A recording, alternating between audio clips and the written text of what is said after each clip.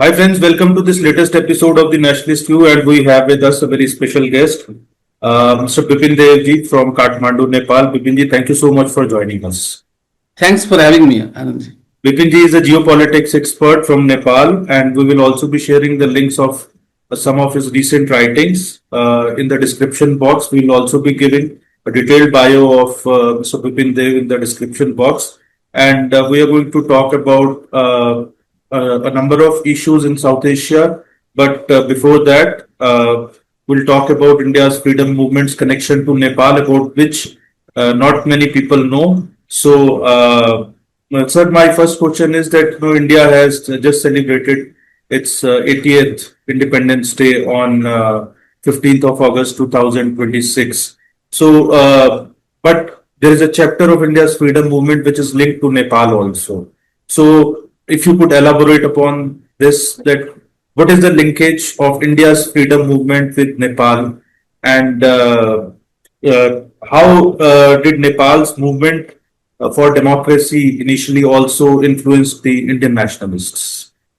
Let me congratulate you on this very auspicious occasion about the 18th Independence Day, because the way India has celebrated the 18th Independence Day, we Nepalese also feel emotional attachment with it, because Nepal has had also involvement in the freedom movement. So let me just give you background for the young generation. It is very important to understand the level of the relationship between Nepal and India.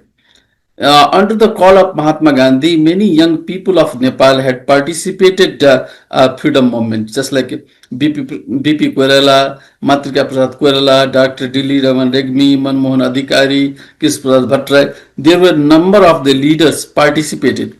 BP Koirala was jailed in Hazaribagh. Surya Prasad Upadhyay was jailed in Lucknow. So Nepali leader had participated in the freedom movement, and at that point of the time there was Rana regime in Nepal.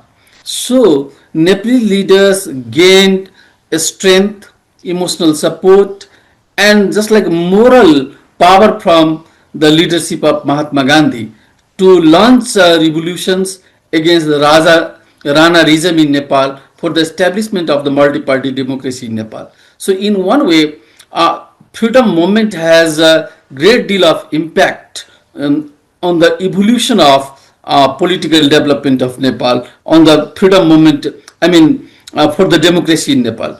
And one of the interesting point I like to draw your attention, that freedom movement of India, like French revolutions, like American War of Independence, it was an experiment of the different school of thoughts. Marxist was there, socialist was there, some of the politicians who had regional view, they had also participated in the freedom movement. So Gandhi has a miracle to encompass or accommodate various school of the thought for emancipations of India, for the freedom of India. So Nepalese, I mean to say, just like a freedom movement of Nepal, just like in terms of philosophy, in terms of economic program, in terms of social transformations. So freedom movement has great deal of impact, particularly for the democratic movement in Nepal.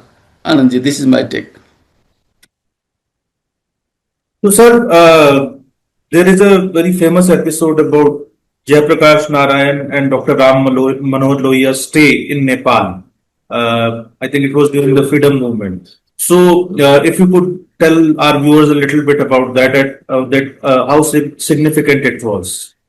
Anandji, for the young generation, it is again I am telling them very important to know about Jayaprakash Narayan and Dr. Manohar Lohia.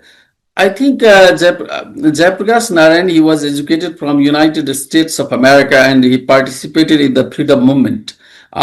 In the beginning, he was influenced by Marxist school of the thought, but with the span of the time, he was influenced by Mahatma Gandhi, and he has greater role because in the 70s, had Jayaprakash Narayan not been in India, under his leadership, perhaps democracy would not have come on the track and India would not claim to be the largest democracy in the world in these days. So in this context, Jayaprakash Narayan is very important political personality. This is for young generation to know.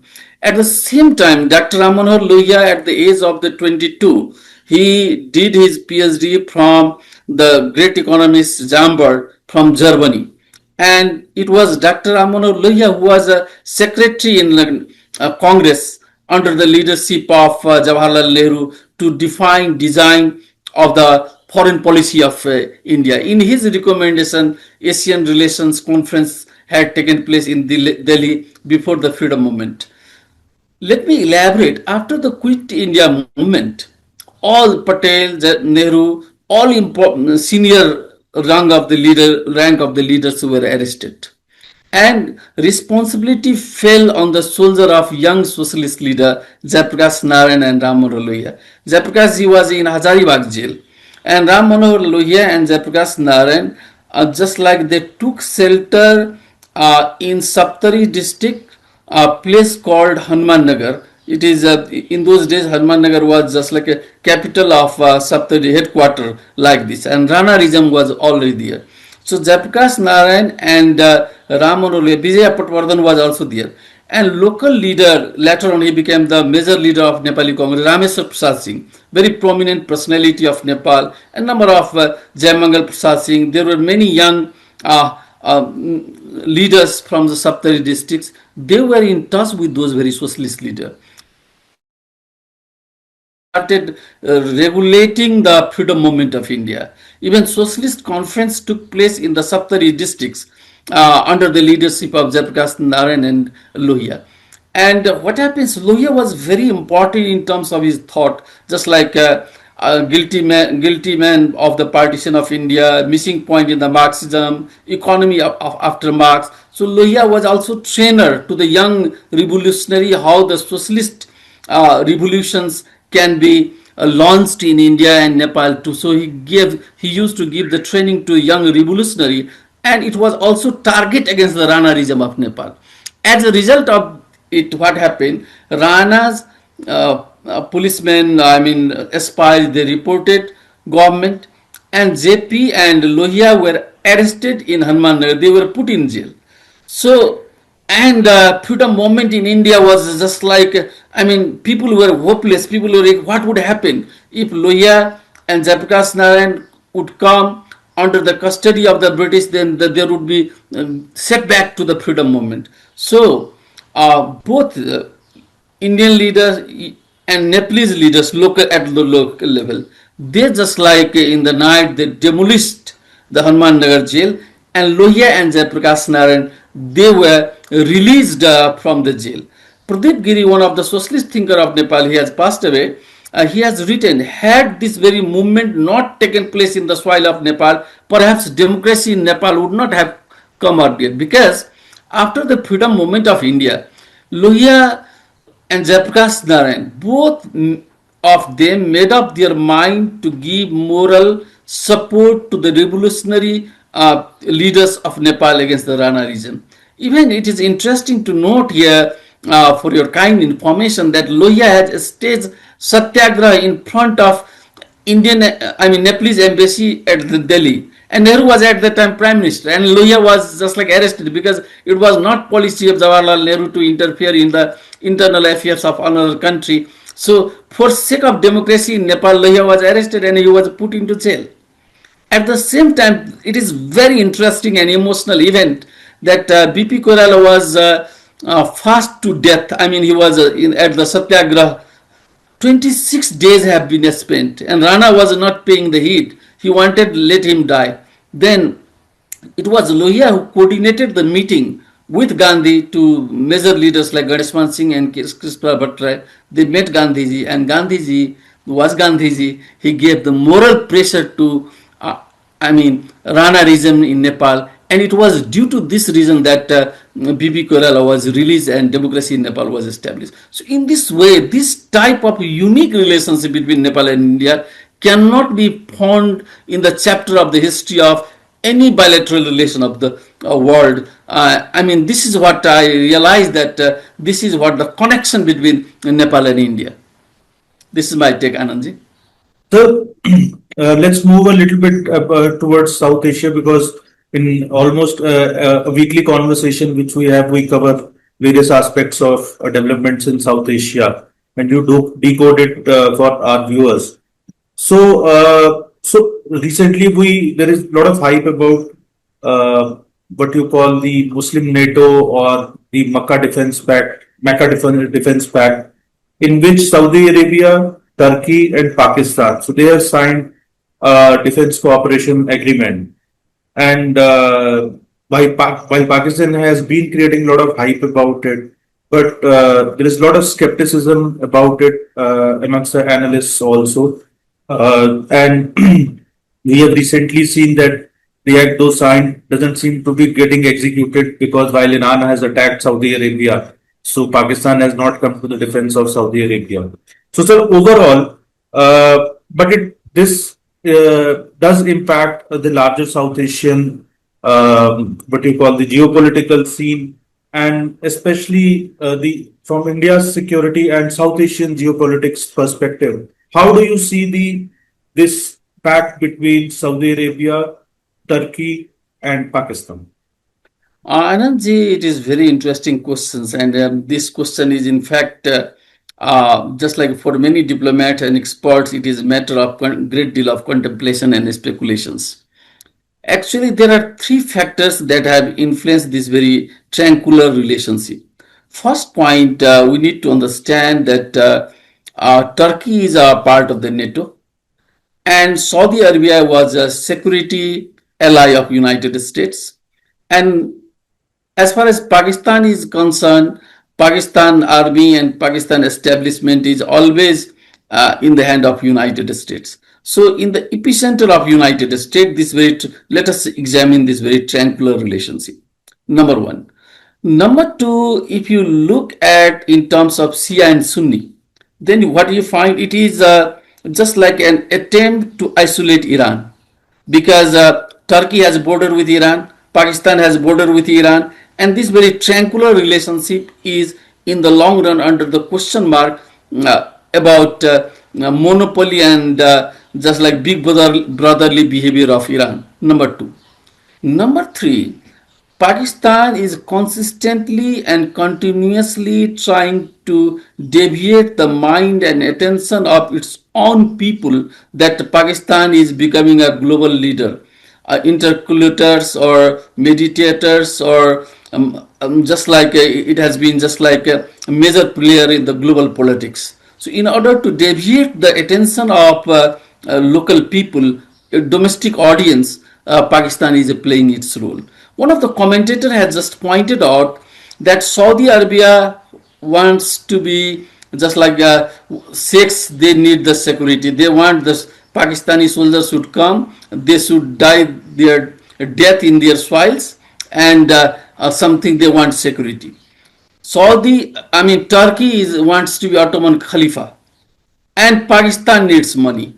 So Pakistan is in search of money, Saudi Arabia is in search of security, and Turkey wants to be just like self-declared leader of Islamic world. So these are the factors that came together. One of the interesting point I like to add you, just like what has been written in the Article 5 of the NATO, that aggression of one country is aggression of others. But what was happening? America and Iran, they have been fighting. Europe found themselves isolated. Europe did not take the part in that very war. This is the significant questions on the existence of NATO. At the same time, Anandji, major threat that Pakistan has is from the soil of Afghanistan. If the Afghanistan will attack against the Pakistan, I don't think that Saudi Arabia and Turkey would come in support of the Pakistan. So I do not find, in fact, the much more significance of this very treaty. It is in fact just like a sort of the diplomatic exercise. And the most important thing, that Pakistan is playing this very international game, because Baluchistan as you have heard, as we have read, that Balochistan is just like they are going to develop their own passport, they are going to develop their own currency, and they are going to just like declared themselves as an independent Baloch revolutionary. Same problem like with the POK. So POK is burning, Baloch is burning, Afghanistan is attacking over it, and there is a shortage of the water, there is a shortage of the food. So Pakistan, never before in the history, the Pakistan has been facing such type of the domestic crisis as it faces at the present time. So therefore, my take is that Pakistan wants to deviate the attention of its domestic audience to participate in this very Muslim NATO, claiming itself that it has superiority of the Islamic nuclear bomb, and this has been a blackmailing agenda of the diplomacy of the Pakistan to show the world that it has a nuclear bomb, and it is claiming itself as a self-proclaimed leader of the Islamic world. As far as you have raised the question, what would happen to India and what would happen to the South Asia, what would be its impact? As far as India is concerned, India has 9 million people living in the Gulf areas, and 25 lakhs people are living in Saudi Arabia. Pakistan cannot be substitute of India in terms of the economic relationship. At present, the diplomacy is determined and defined by the economic strength and economic weight of the country. So, as Saudi Arabia, UAE, and other major economic players, they hold India in a high esteem. So, Pakistan cannot be substitutes. So, in the geopolitics, what happens is that never before the Pakistan has such a type of troubles. I think that I have heard somewhere that Imran Khan has deteriorating health. If anything, let us not hope that, if any bad things would take place in his health, then Pakistan will burn. It is to the point of disintegrations, and all these very NATO and other things that would not work in the domestic politics of the Pakistan. This is my take, Anandji. So recently, we have seen again there was a verbal tiff between India and China over Arunachal Pradesh. And it seems that though Xi Jinping is expected to attend the BRICS summit in September, but still it seems that the rivalry between India and China continues to intensify. So, how do you see, sir, especially no, because both the countries have significant presence in Nepal. So, how do you see, sir, the overall geopolitical position evolving, especially from Nepal's perspective? Actually, we have to look it at the lens of change geopolitics.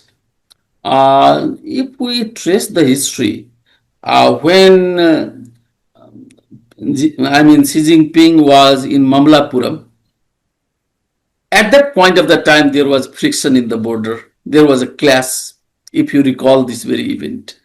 And moment somewhere the declaration has been made that in the BRICS, just like Xi Jinping is supposed to visit, and normally he has already declared perhaps. So in Arunachal Pradesh, just like China, it has been just like a diplomatic practice of the Communist Party of the China to always hammer out some of the diplomatic pressure, military pressure. From 1979, China has not fought a single war.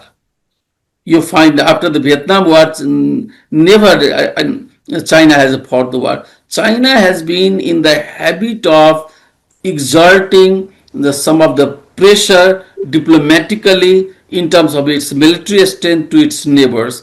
It has a problem, just like in Senkaku Island, China has a problem with Japan. China has sometimes just like pinched Philippines. So this has been part of the diplomatic tactics of China. It has been the part of the policy of the Communist Party of the China to exercise some of the diplomatic pressure. So About Arunachal Pradesh, it is just like this type of report has brought a storm in a teacup in the bilateral relationship, because relationship was turning to be normal over the years. Because recently Dr. Jayaprakash has met the foreign minister of China.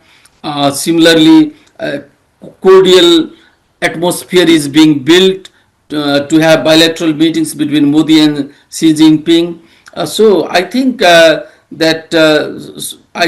I'm sure that this very tension would be reduced in the days to come, because Communist Party of the China has come to the point of the conclusion that European market has been saturated.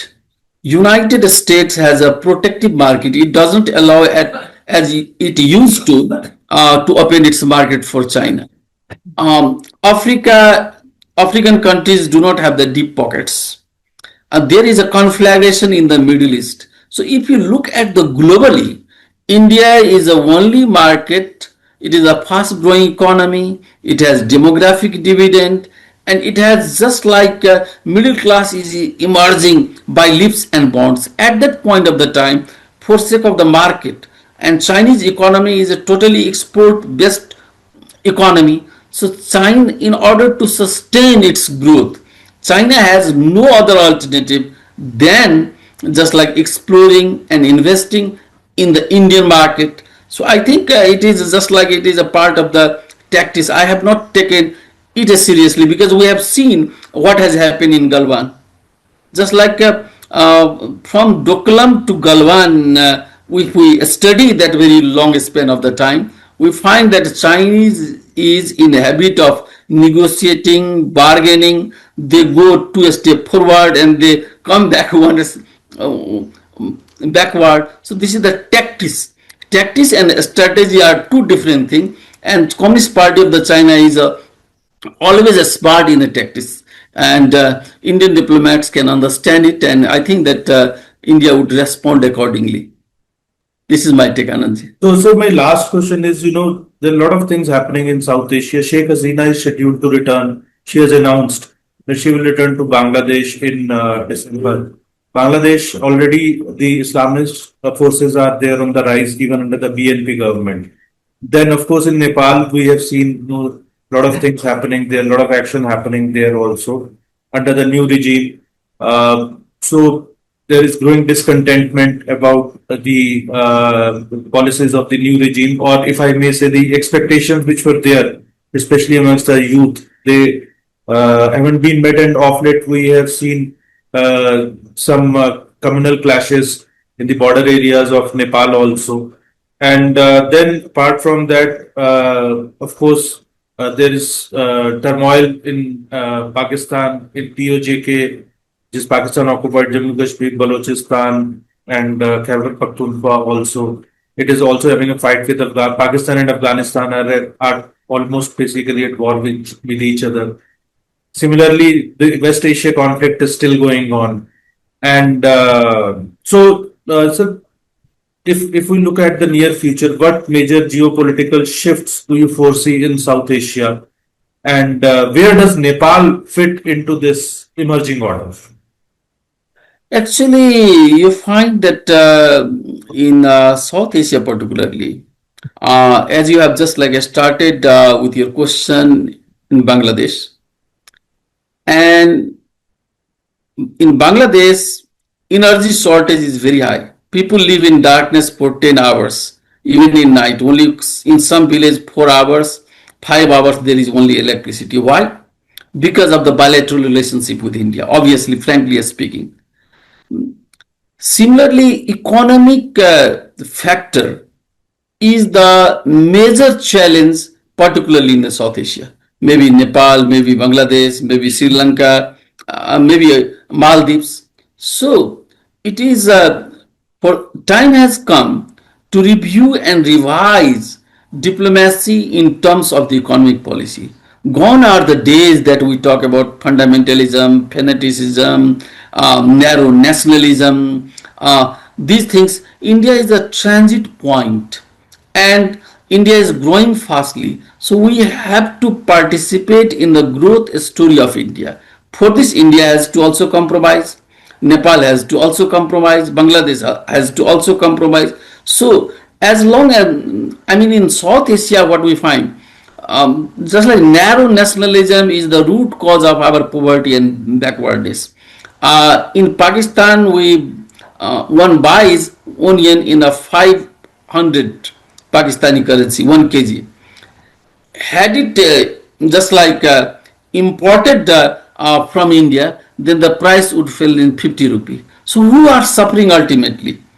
People are suffering ultimately. So this very narrow nationalism has to be reduced, and nationalism has to be defined in the changed global order. We find there is a just like you look at the picture of the ASEAN, how ASEAN has emerged, all these very 10 and 11 countries. In spite of they have many clash among themselves. So as far as South Asia is concerned, I think main problem is either it Nepal or Sri Lanka, in Bangladesh. Narrow nationalism is one of factor. So this is we have to just like accelerate the pace of the growth. Liberalization has to be speeded up because South Asia is lagging behind. Look at our level of the poverty and look at the lifestyles. Because we have the potentialities, we have resources, we have capable and competent manpower, so we can we have been globalized. We have seen the Europe and United States, we have technology. So this is the high time to exploit our resources. If you look at in terms of the resources, water resources, food resources, Anandji, in the days to come, the world would witness food crisis, and it is matter of joy to know that the South Asia is just like a food basket of the world, isn't it?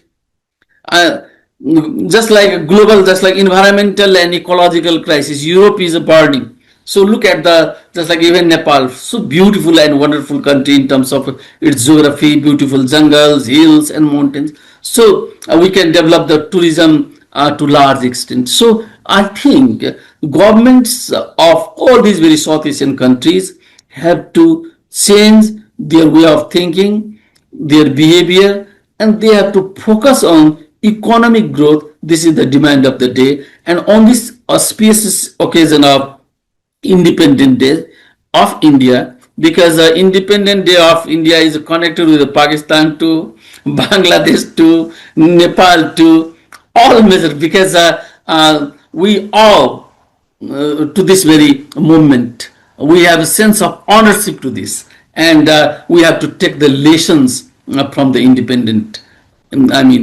freedom movement of India.